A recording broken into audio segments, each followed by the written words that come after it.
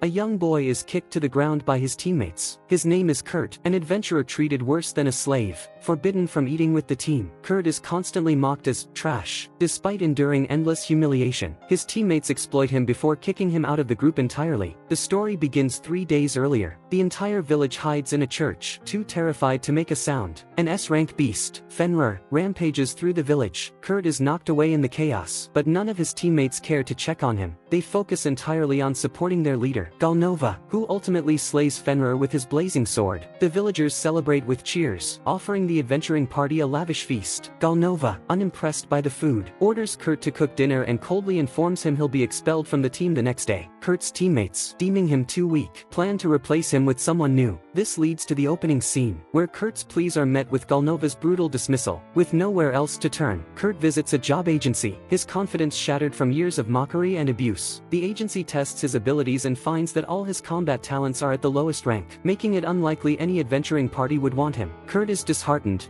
His years of work earned him meager pay, and his savings will only last 2 more days. Fortunately, a kind agency worker recommends a temporary job repairing the city walls. The supervisor initially doubts Kurt, assuming his frail frame can't handle the labor-intensive work. 3 hours later, the supervisor is stunned. Kurt single-handedly completes the work of 10 people. Over the next 3 days, he finishes what would take other workers a week. The job was meant to support struggling laborers, but Kurt's efficiency risks taking all the pay for himself. Reluctantly, the supervisor lets him go. Luck smiles on Kurt when a girl named Ulisha, desperate to mine a mountain but unable to afford professional miners, hires him. Kurt, asking for minimal pay, eagerly takes the job despite Ulisha's doubts about his scrawny appearance. She has no other options and reluctantly agrees. As Kurt leaves the agency, the staff receive a large payment. It's the full compensation for Kurt's wall repairs, delayed due to funding issues. Kurt, unaware of this, begins to reveal his non-combat talents. That evening, Ulisha invites him to share a meal. Having never dined with his former teammates, who always belittled him, Kurt is deeply touched by her kindness. After dinner, Ulisha claims there's no extra tent and invites Kurt to sleep in hers. Kurt notices she sleeps without clothes and, ever the gentleman, spends the night outside to respect her privacy. This was Ulisha's test of his character, and Kurt passes with flying colors. Kurt then showcases his true gift. He unearths a pile of seemingly worthless crystals and transforms them into magic gems, a skill so rare that only a handful of artisans in the country can match it. Ulisha is astonished and travels to the capital to have the gems appraised, leaving Kurt to build a small cabin. Her true identity is revealed. Ulisha is a former high-ranking adventurer employed by the royal family, still enjoying special privileges despite leaving that life behind. Using a teleportation gate, she arrives at a magic shop in the capital, run by Mimiko, a high-ranking royal mage and commander of a covert national organization. Mimiko's appraisal leaves Ulisha speechless. Each magic gem is worth 10 gold coins. Kurt crafted 50, earning a fortune that would take most people a decade to amass. Mimiko, eager to recruit Kurt for the royal family, asks Ulisha to persuade him. Curious about Kurt's potential, Ulisha investigates through the job agency and learns he's a non-combat prodigy. She deposits the gem sale profits into Kurt's account and instructs the agency to keep his information confidential. Returning home, Ulisha finds that Kurt has built an entire house in a single night. Remarkably, Kurt doesn't see his abilities as extraordinary, believing them to be commonplace. Kurt's lack of confidence stems from years of Galnova's oppression, convincing him he's mediocre. When Ulisha invites him to join the royal family's employ, Kurt assumes she's been scammed. After her patient explanation, he believes her but declines the offer, lacking the self-assurance to accept. Kurt cherishes his time with Ulisha, the first person to treat him with respect. Determined to repay her, he locates a high-quality mineral vein. Under his guidance, Ulisha unearths top-grade ore. Kurt's achievements escalate when he digs up a crate of mithril, a valuable weapon material. Unaware of its worth, he mistakes it for cheap stone and apologizes for failing Ulisha. Driven to do better, he uncovers a legendary-grade mineral. Ulisha is floored. Kurt is like a cheat code, delivering returns 1,000 times greater than her investment. After completing the job, Kurt searches for new work and encounters Bandana, a former teammate, a thief known for her incredible speed. Bandana recently fled Galnova's team. Galnova's equipment, no longer maintained by Kurt, caused issues in battle, and his temper worsened after clashing with a new recruit, refusing to pay a restaurant chef he deemed subpar. Galnova is now wanted by soldiers, seeing no future with the team. Bandana left, hiding the truth. Bandana claims she was also expelled and recommends a workshop hiring workers. Kurt arrives at the location and meets Michelle, an elf and assistant to the workshop's owner. His first task is to clean the building. Kurt transforms the kitchen into a spotless space but gets lost while reporting to Michelle and stumbles into a girl's room. Her name is Lieselot, a frail girl cursed with a loss of appetite. Moved by her plight, Kurt immediately prepares food for her. The workshop's owner, Ophelia, appears and warns Kurt not to reveal Lieselot's presence. What happens next defies expectations. Lieselot tastes Kurt's meal and collapses in pain. Ophelia assumes Kurt poisoned the food and nearly attacks him, but Lieselot's curse miraculously vanishes. That night, Ophelia and Lieselot visit Mimiko, where they encounter Elisha. Their conversation unveils a shocking truth. Lieselot is the daughter of the king and a neighboring country's princess. Someone cursed her to spark a war between the two nations, hoping her death would shatter their fragile peace. Mimiko and Elisha are stunned that Kurt, unknowingly, thwarted a potential war by breaking the curse. The situation remains dire. Every royal family member must undertake a journey at age 15, leaving Lieselot vulnerable to her enemies. Ophelia plans to open a new atelier and hide Lieselot there, but establishing it requires meeting strict conditions. Elisha recommends Kurt as the atelier's master, and Ophelia is amazed by his high-quality magic gems. The group assigns tasks. Mimiko investigates the mastermind behind the curse, identifying 3 suspects: a queen, a general, and a bishop from the neighboring country. They devise a trap to lure out the culprit. Unaware of the larger conspiracy, Kurt is told by Michelle that Ophelia hasn't returned, leaving no work for the day. While eating lunch alone, Kurt overhears an adventuring party needing a porter and volunteers. Skeptical of his small stature, they challenge his strength. Kurt effortlessly lifts 2 team members, securing the job. The party includes Danzu, a samurai, Kansu, a warrior, and Sina, Kansu's ranger sister. Another member, Bibinak, is absent due to illness, necessitating Kurt's help for an urgent mission. Kurt feels welcomed for the first time, as the team accepts him despite his mistakes, a stark contrast to Galnova's abuse. Overwhelmed, Kurt sheds tears of gratitude. Their happiness is short-lived. Exploring a cave, they find goblin droppings. Danzu and Sina dispatch the initial goblins, but more emerge from the darkness. Kurt spots a hidden door, and only he and Sina escape through it. Danzu and Kansu, displaying knightly honor, stay behind to hold off the goblins, giving Kurt and Sina a chance to flee. Inside the door, a menacing dragon statue awaits. Meanwhile, Elisha and Lieselot head to Kurt's inn. Bandana appears, revealing Kurt's cave expedition. Alarmed by reports of goblin swarms, Elisha rushes to the cave. Her formidable combat skills save Danzu and Kansu from certain death. Simultaneously, Kurt, though unskilled in combat, excels at dismantling. He disassembles the dragon statue into harmless parts. With the crisis resolved, Elisha invites the group to join the new atelier. She needs Kurt's crafting skills to gain certification and hires the adventuring party as guards. Everyone is thrilled, except Danzu, whose expression hints at unease. Kurt and his new crew head to a border city, where they'll stay for a while. Kurt recognizes it as the place where he once patched up the city walls. The repairs have stalled, and the city is full of empty lots. Elisha tasks Kurt with building an atelier alone while she guards Lieselot and organizes the group's work. Elisha takes Lieselot and the adventurers to a tavern for a meeting. Sina, who's noticed odd things from past missions, speaks up. During a cave incident, Kurt took down a dragon statue with just a dagger, showing strength beyond an S-rank adventurer. Sina's curious about Kurt and Elisha's true identities. Elisha reveals her own and Lieselot's backgrounds but stays vague about Kurt. She barely knows him herself. They haven't been together long. All she shares is that Kurt's combat skills are average, but his other talents are top tier. A genius like him would attract trouble if exposed, so Elisha keeps his abilities under wraps. There's another reason. Elisha needs Kurt to lure out whoever cursed Lieselot. Danzu and Kansu, kind souls who once saved Kurt, are shocked by Lieselot's situation and join the plan to protect her. Sina hesitates, worried Kurt's taking on too much risk, but a talk with him changes her mind. Kurt loves feeling needed. His old team treated him like trash, shattering his confidence. Sina can't bear to ruin his simple joy, so she agrees to keep his secret alongside Elisha. Meanwhile, Danzu tracks down Bandana for intel. Bibinak, a master of disguise, often takes shady jobs to sow chaos in adventurer teams. Danzu's furious but spares Bibinak, warning him to stay away. After Danzu leaves, Mimiko's goons snatch Bibinak. Bandana watches from the shadows. Still an enigma, Danzu returns to the atelier. Stunned, in just days, Kurt built a lavish manor, complete with a steady water supply and long-lasting magical crystals for light. With Kurt around, they'd survive even an apocalypse. That night, Elisha places curse-warding charms on Lieselot's door. Embarrassingly, Kurt mistakes them for graffiti and cleans them off. Mimiko, who provided the charms, won't arrive for days, leaving Yalisha worried about an assassination attempt. Her fears aren't baseless. Across the border, Bishop Tristan plots to kill Lieselot, choosing Kurt's former teammate, High Priestess Marlfis, as the assassin. Tristan tricks Marlfis into drinking cursed wine. If she doesn't kill Lieselot within a month, the curse will kill her. Marlfis falls into a coma, waking to face a demon lord. Days pass, and Lieselot faces no attacks. Yalisha's puzzled. Mimiko and Ophelia are in the city, so why haven't the enemies struck? During a chat, she learns Kurt set up a special barrier around the manor. It not only protects those cursed inside but makes curse casters glow, exposing them. Yalisha alerts Mimiko. Their citywide search uncovers a glowing corpse, likely a curse caster killed by their own bosses for being too conspicuous. At the same time, a monster army attacks the city. General Alriad, the man who hired Kurt to fix the walls, and his deputy Generic face an unprecedented horde. But when the monsters touch the walls, they're instantly purified, halting the first wave. Alriad recalls Kurt's unique wall repairing method. The monsters come from western ruins, where the demon lord uses Marlfis as a sacrifice, draining her magic to summon the horde.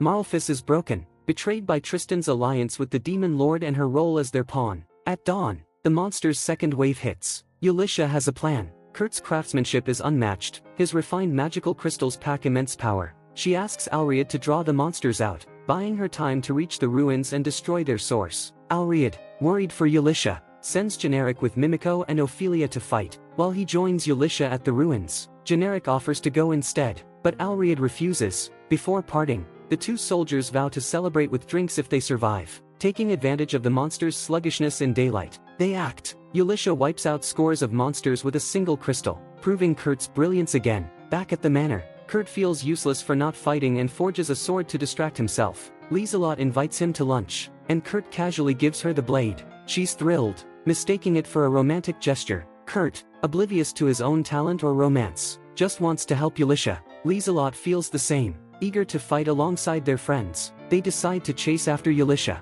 The battlefield near the ruins is grim. Yalisha and Alriad are surrounded, battered, and on the brink of collapse. Just in time, Kansu's adventurer team arrives. Easing the pressure, Kansu's group handles some monsters, while Yalisha and Alriad venture deeper into the ruins to find the source. Unbeknownst to them, the demon lord watches their every move. Marlfis is near death, and the demon lord decides to face Yalisha himself. Strangely, he doesn't dodge, tanking Alriad's attacks with ease. For the first time, Kurt's crystals fail to kill a foe. The demon lord, fueled by Marlfis's magic, has infinite regeneration. Yet, despite his power, he opts for psychological warfare, showing Yalisha visions of Kansu and Generic in peril to break her spirit. Then, the game changer arrives. Kurt, digging tunnels to bypass the monster army, sneaks into the ruins with Lieselot. Marlfis is stunned to see Kurt. What follows shocks her more. Kurt destroys the demon lord's magic circle, freeing Marlfis from death's grip. The demon lord, no longer regenerating,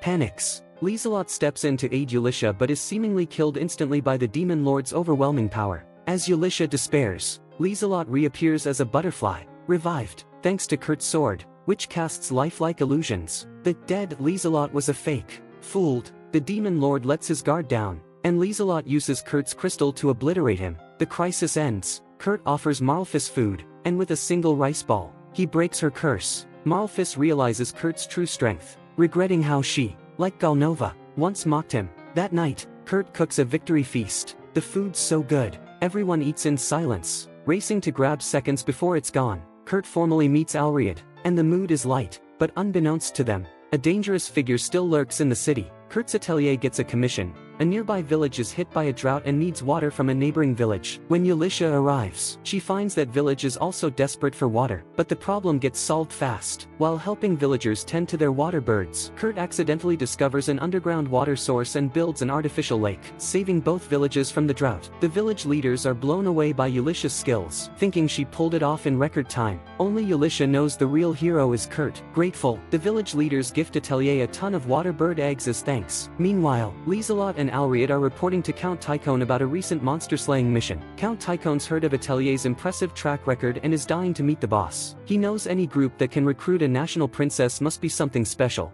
Lieselot, worried about exposing Kurt's talents being exploited, refuses to introduce him, but Count Tychone doesn't give up. he offers to make Atelier's boss the frontier governor, an honor that would force Kurt to step into the spotlight. Lieselot scrambles for a way to dodge the offer and turns to Yulisha for help. Then Kurt drops a bombshell. One of the water bird eggs he brought back hatches into a little girl who looks just like him. Yulisha, piecing together the clues, suspects the girl might be a monster. To protect Kurt and Lieselot, she decides to eliminate her, but the girl senses danger, clings to Yulisha, and calls her Mom. Those cries awaken Yulisha's maternal instincts. Leaving her torn, Kansu steps in, suggesting they raise the girl together with Kurt. He believes even a monster can grow up kind in a loving environment. In the end, the girl stays and gets a beautiful name, Akuri. Yulisha, ever cautious as a high-tier adventurer, collects Akuri's hair and saliva for Mimiko to analyze. She also has Kurt set up a reinforced, mithril-lined room to keep Akuri secure and prevent any escapes. To everyone's shock, Akuri seems to have teleportation magic, popping up out of nowhere at the farm where Yulisha and Kurt work. Before they can figure out how Akuri's teleporting, the farm owner issues a new job: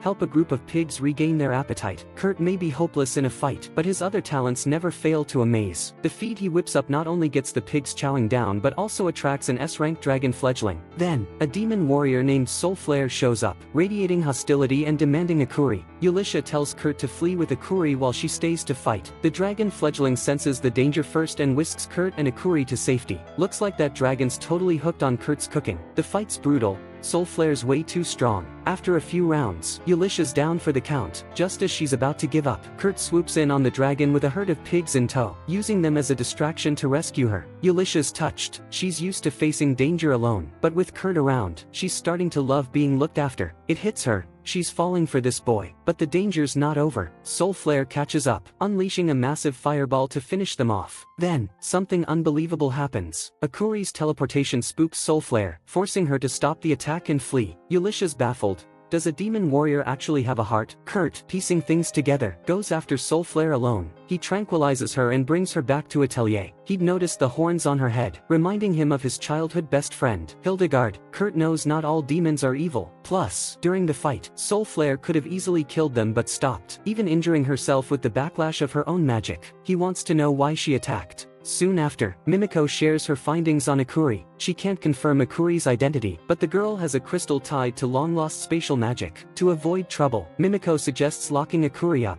After spending time with Akuri, everyone knows she's a sweet kid and begs Mimiko to reconsider. Trusting their judgment, Mimiko agrees to let Akuri stay. Next, they interrogate Soulflare. She explains she came to town because Count Tychone kidnapped Hildegard. Soulflare had been tracking Kurt's group after learning Count Tychone was investigating them. By chance, she discovered Akuri's teleportation magic and wanted to use it to rescue Hildegard. She stopped her attack partly to avoid hurting Akuri and partly because she spotted a griffin emblem on Kurt's dagger, a symbol tied to Hildegard. To prove her story, Soulflare shows them a necklace with the same griffin emblem. Kurt instantly recognizes it as Hildegard's and pleads with Yulisha and Mimiko to help save her. Mimiko agrees but insists Soulflare stays at Atelier under supervision. After analyzing the intel, Mimiko deduces Hildegard is locked in a special room in Count Tychone's castle, which only he can open. To rescue her, they need to trick him into unlocking it. Lieselot knows Count Tychone is hosting a 3-day festival to celebrate Atelier's boss becoming frontier governor. Previously, she used an illusion to create a fake boss, Rikuto, who looks like Kurt, fooling everyone. During the festival, she plans to use the illusion again to stall Count Tychone. The rescue is set for the 3rd day. The first 2 days, Lieselot and Yulisha take Kurt to scout the castle. Secretly, Lieselot has an ulterior motive. She wants to use the festival to spend time with Kurt and confess her feelings. As the festival kicks off, Kurt tells Lieselot he's never enjoyed one before, always stuck doing chores in the shadows. Lieselot's furious about his past and vows to make this festival unforgettable, giving him the joy he's missed. Time flies when you're having fun. Just as Lieselot's about to confess, Kurt spots Count Tychone's castle by the lake, and worry creeps in. He feels useless, unable to save Hildegard himself, dragging everyone into his mess during the festival. Lieselot sees his insecurity, born from years of being put down. She wants him to know that even if he feels ordinary, he deserves friends. Helping them through tough times is what makes friendship special. Kurt's stunned. He never thought someone as weak as him could have friends who care so deeply. Lieselot's words really hit home. She's so empathetic, putting aside her planned confession to listen and lift Kurt up. She doesn't force her feelings on him but encourages him to see his worth. I'm sure with her support, Kurt will slowly rebuild his confidence and embrace his true strength. Today, Yulisha and Kurt are out on a field investigation, but Kurt's knack for helping others others lands them in a messy situation. A well-known chef in town, terrified of losing a cooking contest to a new bousy shop,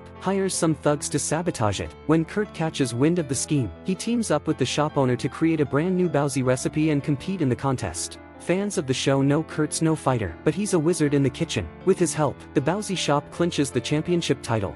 The chef, fuming, plans to send more thugs to rough up the shop owner, but Yulysha and Lieselot step in and put the goons in their place. Not one to back down, the chef tries to ambush Lieselot himself, unaware he's about to pay a steep price. Lieselot is the kingdom's princess, and attacking her is tantamount to treason. In the end, the chef's sentenced to life in prison. Count Tychon, learning his favorite chef is behind bars, scrambles to find a new one to cater for Lieselot and the Atelier boss. Thanks to Kurt's stellar performance at the cooking contest, the Count's secretary recommends him for the job. As Yulysha and Lieselot escort Rakuto to Count Tychon's castle, they get word that Kurt will be joining as the chef. Knowing Kurt's tendency to leap before he looks, they start worrying he'll throw a wrench in their rescue plan.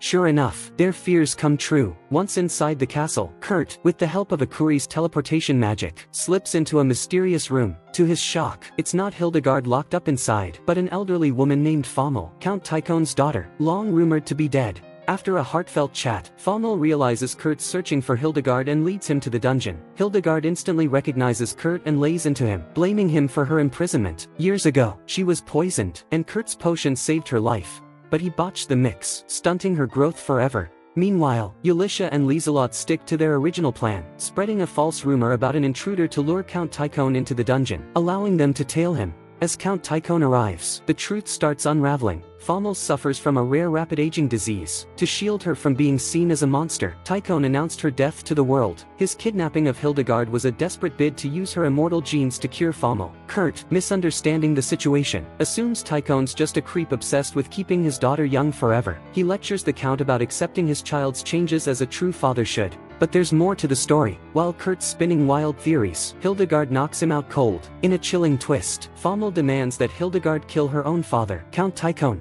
Because she didn't want her father to harm innocent people to cure her, Fommel refused to let Count Tychon go through with it. Still, the Count couldn't bear to watch his daughter age and die. He'd already struck a deal with a demon lord. If needed, he'd activate a magic circle, sacrificing the souls of an entire town to restore Fommel's youth. But at the critical moment, Fommel suddenly regained her youthful appearance, stopping everything. Turns out, it was a bun made by Kurt that broke the curse. The demon lord, realizing his plan had failed, revealed himself. He admitted that the curses on Lieselot and Fommel were his doing, and he'd even instigated Count Tychon to kidnap Hildegard. His goal? To spark a war between demons and humans, using countless human souls to summon a stronger demon. With his scheme exposed, the demon lord forcibly activated the magic circle, planning to sacrifice everyone. Inside the circle, everyone's movements were restricted, leaving them helpless, waiting for death. Luckily, Hildegard had earlier knocked Kurt out, thinking he was a nuisance. This left him as the only one outside the magic circle. His sudden appearance distracted the demon lord, giving Yulysha enough time to act. Drawing on her past battle with a demon warrior, Yulysha unleashed a powerful spell and quickly defeated the demon lord. In his final moments, the demon lord tried to take Hildegard down with him, hoping to fuel the demon's hatred for humans. But he forgot about our hero's ultimate cheat code. A piece of bread Kurt made somehow blocked the fatal blow for Hildegard. At the sight of that bread, memories flooded back to the demon lord. He realized Kurt must be from Hast village and fled in a panic. You see, Hast village had always been targeted by the demon lord. To protect themselves, the villagers developed ways to counter him, including this attack blocking bread. Just when everyone thought it was over, the magic circle's power didn't fade. It started wildly absorbing everything around it. Then, in a shocking twist, the circle sucked up Kurt's bun and vanished completely. Count Tychon's secretary, witnessing it all, reported everything to Bandana. From their conversation, we learn Bandana had been secretly watching Kurt. Why? Because Kurt's more powerful than he seems. His buns can replace living sacrifices to summon countless demons. Bandana also dropped a bombshell. Akuri is connected to the legendary great sage from myth. In the end, Hildegard's monologue reveals she and Kurt met back in the year 1200. Clearly, Kurt's hiding plenty of mysteries yet to be unraveled. Congrats! You've just watched another anime recap on my channel. Drop a rating for this episode in the comments. From this finale, it's clear Kurt's story is only getting started. I'm hyped for season 2 and how it'll dive into Kurt's growth. If you're as excited as I am, let me know in the comments. Plus, check out the other awesome anime recaps on my channel.